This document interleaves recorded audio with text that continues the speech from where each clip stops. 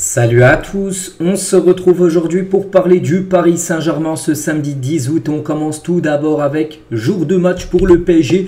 Donc deuxième match de reprise pour le Paris Saint-Germain, le dernier match avant le retour du championnat qui aura lieu maintenant dans 6 jours. Ça sera vendredi prochain contre l'équipe du Havre pour cette première journée de Ligue 1. Mais avant de parler du Havre, il y a un match aujourd'hui contre le RB Leipzig. Belle affiche, le RB Leipzig, les gars, c'est une très belle équipe allemande.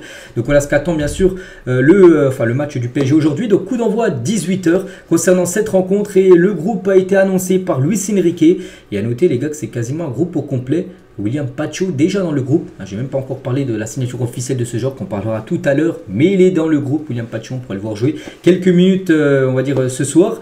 João Neves de nouveau également convoqué. Il avait joué la fin de match lors du match contre Sturm Graz. De nouveau il est dedans. Plusieurs internationaux de retour, comme par exemple je sais pas Gonzalo Ramos, Dembélé ou même Bradley Barcola, et plusieurs Titi dans le bain, des jeunes joueurs bien sûr comme Zagué ou même Emen Kari, voilà, tout jeune joueur aussi qui est présent. Donc voilà, un groupe au complet. On a hâte bien sûr de voir cette rencontre. Donc 18h, le match sera diffusé sur PSG TV et sur beIN Sport 1 concernant cette rencontre. On continue, on va parler maintenant d'un match. Ça s'est joué hier en plus au Parc des Princes. Donc Arnaud, champion à la maison. Félicitations à l'équipe de France pour sa médaille d'argent et son parcours. Mais voilà, félicitations surtout à Arnaud Tenas parce que c'est un joueur du PSG, remporte la médaille d'or aux Jeux Olympiques. Bon, tant mieux pour lui, même si j'aurais préféré qu'il perde parce que bien sûr je soutenais l'équipe de France. Mais bon voilà, tant mieux pour lui bien évidemment. Donc il remporte sa médaille d'or. Donc concernant le gardien Arnaud Tenas, donc déjà il a fait une énorme boulette sur le premier but de l'équipe de France d'Enzo Mio, là la 11e, énorme boulette. Il n'a pas intérêt de faire ça du côté du Paris Saint-Germain. Bon après il a fait quand même un gros match. Si on enlève sa boulette les gars, il a fait quand même un très gros match bien sûr le gardien espagnol. Et surtout que l'équipe de France a pu le faire 29 tirs, eu 12 tirs cadrés. Bon il y a eu 3 buts marqués, mais ce qui veut dire qu'il y a quand même 9 arrêts décisifs de la part d'Arnaud Tenas. Vraiment qui a fait un match très costaud. Sinon l'équipe de France serait certainement imposée, gagner la médaille d'or. Donc voilà, concernant ce gardien, voilà, tant mieux. Donc maintenant quelques jours je pense de repos pour lui. Puis courant semaine prochaine il sera de retour à l'entraînement du côté de Paris. Et c'est vrai que la sélection espagnole a fait beaucoup de mal à la France comme sur ce dernier mois avec déjà cette victoire aux Jeux Olympiques. Il y avait aussi l'Euro U19 qui s'est joué le 28 juillet, il y a 2 semaines, victoire 2-0 de l'Espagne. Et la victoire aussi des Espagnols de Fabien Ruiz contre l'équipe de France, par exemple Dembélé 2-1 lors de la demi-finale de l'Euro le 9 juillet dernier, il y a déjà un mois et un jour exactement. Et félicitations aussi à Hakimi qui pose avec sa médaille de bronze qu'il a reçue hier. Il y avait aussi la délégation marocaine pour recevoir leur médaille de bronze lors de cette finale. À noter que Nasser, le président du PSG, était présent au Parc des Princes pour suivre cette finale hier. On continue, on revient maintenant du côté du centre d'entraînement du PSG. Regardez qui était de retour, c'était hier à l'entraînement, c'est Fabien Ruiz est de retour au campus PSG. Et surtout avec, déjà quand on le voit là, déjà ça nous pique les yeux, avec une nouvelle coupe de cheveux. Il a tout rasé, Fabien Ruiz, il a les cheveux un peu plus longs, donc il a tout rasé. C'était peut-être une promesse, j'en sais rien. Alex s'est dit, si je gagne l'Euro, je fais une boule à Z. Il l'a fait, enfin j'en sais rien, mais voilà, il est revenu avec cette coupe là. Mais bon, peu importe, qu'il ait les cheveux longs et les cheveux courts, nous voilà, c'est qualité de football qu'on suit bien sûr.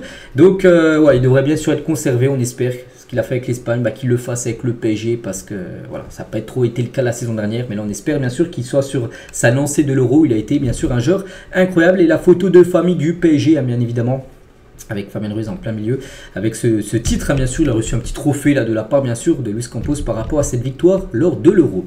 Premier entraînement également pour William Pacho dans le groupe ce soir, mais premier entraînement également pour ce joueur.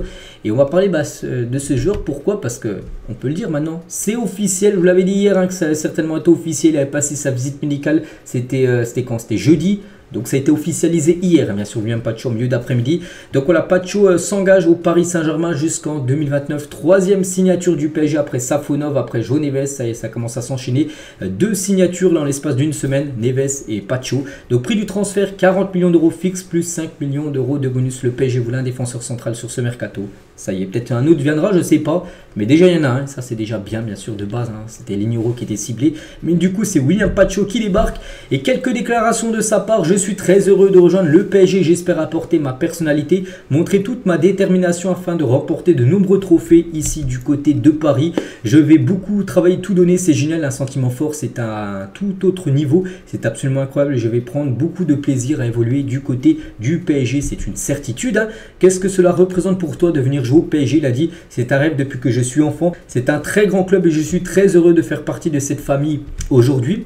Le projet est très ambitieux, bien sûr. Hein. On sait que le PSG est quand même l'un des plus gros projets quand même en Europe. Voilà, parce que déjà, c'est de rayonner en France, hein, ce que fait le PSG très bien depuis une dizaine d'années. Et maintenant, c'est en Europe, bien sûr, et c'est de remporter voilà, cette Ligue des Champions.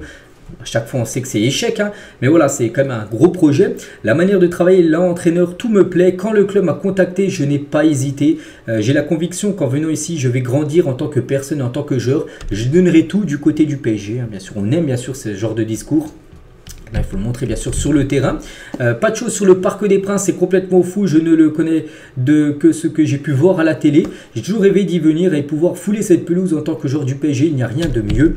Et est-ce que tu peux te décrire en quelques mots ta personnalité? Il a dit, je suis toujours prêt à aider et prêt à accomplir de grandes choses. J'ai envie de gagner des titres, d'avancer, de grandir, de m'améliorer autant que possible. C'est vrai qu'on pense qu'il va progresser. Il joue à Francfort. Bon, belle équipe, hein, c'est pas pour leur manquer de respect. Mais le PSG est bien plus grand, bien évidemment, que l'équipe allemande. Hein. Et premier joueur équatorien de l'histoire du PSG. Il a dit en Équateur, les gens aiment le foot à fond, ils le vivent avec passion, ils sont très heureux de voir des joueurs du pays évoluer en Europe, ils seront tous supporters du club à 100%.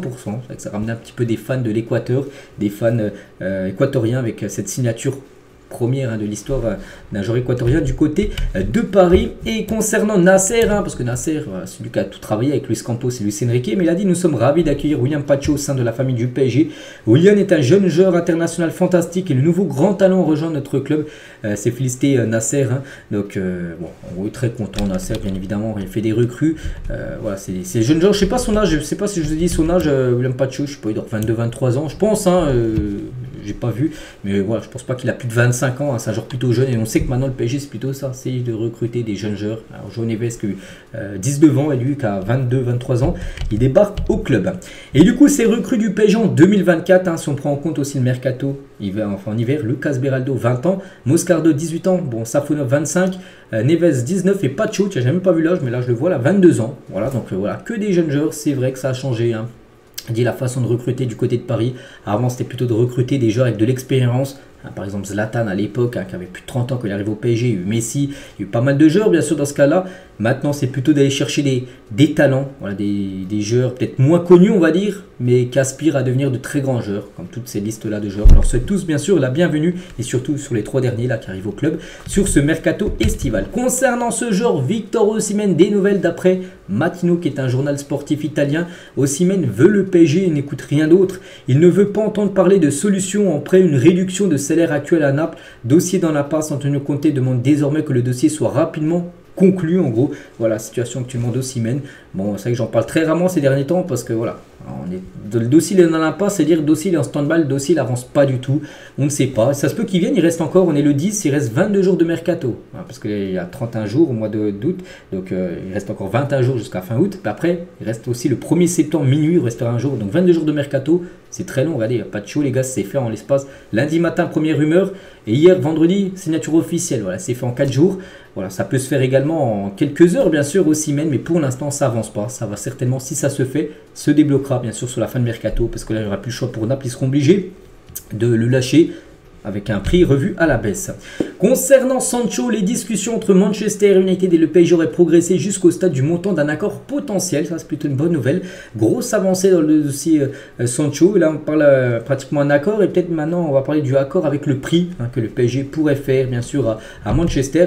Et tiens, sur le meilleur du PSG, ils ont fait un petit sondage. Donc, pour vous, Sancho PSG, c'est oui ou c'est non? 2000 votants, hein, pensez votre choix en tête. Et la plupart ont mis oui à 85%, son arrondi, sont plutôt favorables à une arrivée de Sancho. J'ai bien évidemment mis oui, hein, quand c'est les échecs de Kvaratskhelia, l'échec aussi de Leao, bon c'est pas un échec, mais 180 millions d'euros c'est beaucoup trop cher, avec d'autres joueurs aussi où ça avance pas trop. Oui, Sancho les gars, tu peux aller le chercher à 50-60 millions d'euros, oui c'est totalement oui. Et la plupart bien sûr hein, sont du même avis, voilà, avec une arrivée du joueur anglais. Et dans le sens inverse, on parle aussi beaucoup d'Ugarte du côté de Manchester. Et Manchester attend toujours Manuel Ugarte, il reste la priorité des Red Devils. Hein, mais bon, pour l'instant, Manchester ne veut pas lâcher. Hein, 70 millions d'euros, ce que veut le PSG. Bon, le PSG devra certainement revoir à la baisse. Hein, ils ne vont pas le vendre 70, ils l'ont acheté 61 ans. Ce serait abusé de le vendre 70, voilà. Et surtout que, voilà, comme ça facilite peut-être l'arrivée de Sancho du côté de PSG. Voilà, parce que les deux joueurs pourrait partir dans l'un club, enfin les deux clubs différents. Et il va falloir faire un effort aussi côté PSG hein, pour lâcher Ugarte. Concernant Cherendor, lui aussi sur le départ, Beşiktaş a formulé une offre pour Cherendor. Le deal est sur le point d'être conclu concernant ce joueur qui est arrivé en janvier, je me trompe pas, je sais plus quand il est arrivé, je sais plus si c'était en janvier ou je crois plutôt de l'été 2023, bon bref, il a très peu joué, il avait été prêté à Braga hein, la deuxième partie de saison, et là on parle même peut-être d'un transfert sec, voilà, en gros ça a été limité quand même pour jouer du côté du Paris Saint-Germain, il y a eu très peu de temps de jeu. Le recrutement cet été de Safonov, le gardien, pourrait rebattre les cartes au poste de gardien de but, sa venue répond au souhait de Luis Enrique d'installer 3 gardiens compétitifs et de challenger et se ramener de la concurrence à Donnarumma, donc il y aura Donnarumma, Safonov et Arnaud Tenas. Luis Campos a travaillé discrètement le dossier Safonov pendant des mois, hein, donc c'était pas voilà, seulement juin où le PSG était dessus et ça s'est fait en quelques jours, non, ça fait depuis des mois, on apprend que Luis Campos voulait faire venir ce gardien russe du côté de Paris. Safonov annonce la couleur au PSG, il a dit on m'a pas dit que j'étais le numéro 2, confia-t-il à un journaliste de Russie, je viens à Paris pour jouer, même s'il me disait que je serais numéro 2, je ne les écouterais pas, je veux donner le meilleur de moi-même, je ne veux pas être un remplaçant, donc voilà, lui il arrive dans l'optique d'être titulaire. Donc aujourd'hui, il avait gaulé le premier match contre Sturm Graz. Là, on verra, parce que je crois que Donnarumma est dans le groupe. Donc, bon, peut-être là, il fera gauler peut-être Donnarumma pour ce deuxième match. Mais on verra vraiment qui sera le gardien numéro 1 dès vendredi prochain pour le premier match de Ligue 1, le premier match officiel. Le Maroc et le Sénégal seraient en concurrence pour s'attacher les services d'Ibrahim Mbaye, un jeune joueur de saison du PSG qui a été buteur la semaine dernière contre Sturm Graz. Et ben, il peut représenter le Maroc, le Sénégal ou peut-être la France, je sais pas. Mais voilà, il va trancher bien sûr par rapport à son futur. Des nouvelles aussi de Kang In Lee, grosse info parce que l'Arabie Saoudite souhaite faire de Kang In Lee l'un des joueurs les mieux payés de la Ligue saoudienne. Les Saoudiens sont prêts à faire une offre XXL au PSG qui n'est pour l'instant pas vendeur.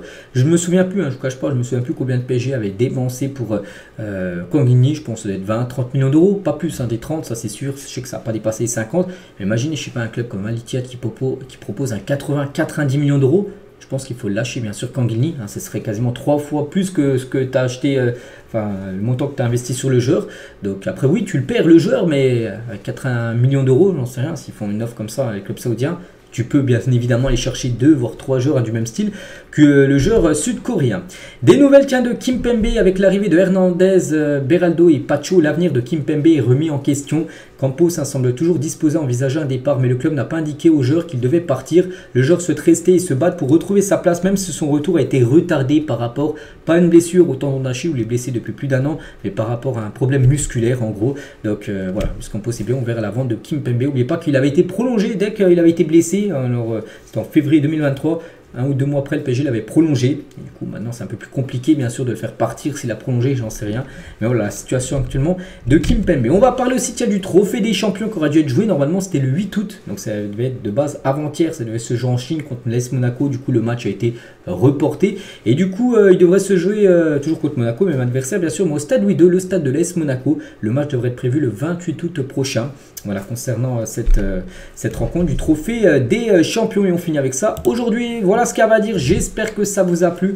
On se retrouve demain, bien sûr, demain dimanche pour le prochain numéro. Je vous souhaite une très bonne journée et à demain.